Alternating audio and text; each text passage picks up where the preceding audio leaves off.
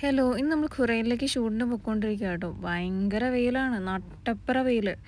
ഒരു രക്ഷയില്ല. ചൂടും വെയിലും നമ്മൾ ട്രാവൽ ചെയ്യുമ്പോഴത്തേക്കിനും നന്നായിട്ട് അറിയാൻ പറ്റും ചൂടിൻ്റെ ആ ഒരു ആഘാതം എന്നുള്ളത്. നമ്മുടെ നാട്ടിലെ പോലെ സൂര്യാഘാതം എന്നുള്ളൊരു സംഭവം എനിക്കിവിടെ അങ്ങനെ ഞാൻ കേട്ടിട്ടില്ല. എനിക്കിനെ അറിയാത്തതുകൊണ്ടാണോ എന്ന് എനിക്കറിയില്ല. പക്ഷേ പൊള്ളലുണ്ട് ചൂടിന്, പക്ഷെ ടാൻ അടിക്കുന്നതായിട്ട് എനിക്കങ്ങനെ തോന്നിയിട്ടില്ല. പിന്നെ ഏറ്റവും രസമുള്ള സംഭവം എന്താണെന്ന് വെച്ച് കഴിഞ്ഞാൽ, നമുക്കങ്ങനെ ഈ ഒരു വെയിലത്തൂടെ നടന്നിട്ട് നമ്മൾ എ സിയിലേക്ക് കയറുമ്പോൾ ഉണ്ടാകുന്ന ആ ഒരു ബുദ്ധിമുട്ട്, സാധാരണ എനിക്ക് നാട്ടിലുണ്ടാകുന്ന ബുദ്ധിമുട്ട് എനിക്കിവിടെ തോന്നിയിട്ടില്ല. പിന്നെ ഇത് നമ്മുടെ വർക്ക് സ്റ്റേഷനാണ്, ക്രിയേഷൻ ബർഗറിൻ്റെ.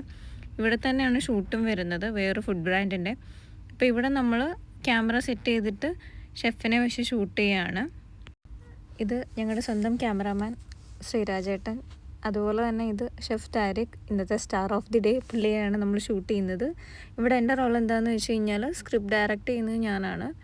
ആൻഡ് ഓൾസോ ഡിജിറ്റൽ മാർക്കറ്റിങ്ങിൽ ഇങ്ങനെ ഒരു സംഭവത്തിൻ്റെ പ്രാധാന്യം എന്താണെന്ന് വെച്ച് കഴിഞ്ഞാൽ, ഡിജിറ്റൽ മാർക്കറ്റിങ്ങിൽ സോഷ്യൽ മീഡിയ അനലിസ്റ്റ് അല്ലെങ്കിൽ സോഷ്യൽ മീഡിയ മാർക്കറ്റർ എന്നുള്ളൊരു പൊസിഷനുണ്ട്.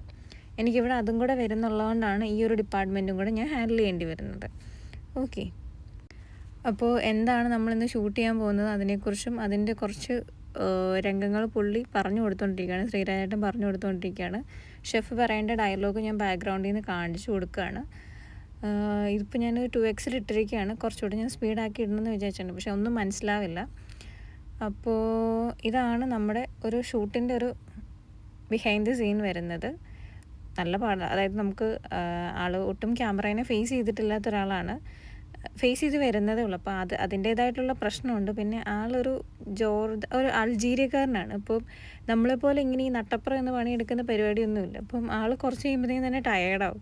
ഈ ഷൂട്ട് എടുക്കുന്ന സമയത്ത് ഇതിൻ്റെ ഔട്ട് എങ്ങനെ വരും എന്നുള്ളൊരു ധാരണ പുള്ളിക്കില്ലാത്തതുകൊണ്ട് പുള്ളി നമ്മൾ തമ്മിലൊരു എന്താ പറയുക, ഒരു പ്രശ്നം ഉണ്ടായിരുന്നത്. നമ്മൾ റിപ്പീറ്റ് ടേക്ക് എടുക്കുക, അതായത് പല ആംഗിളിൽ നിന്ന് എടുക്കണമല്ലോ.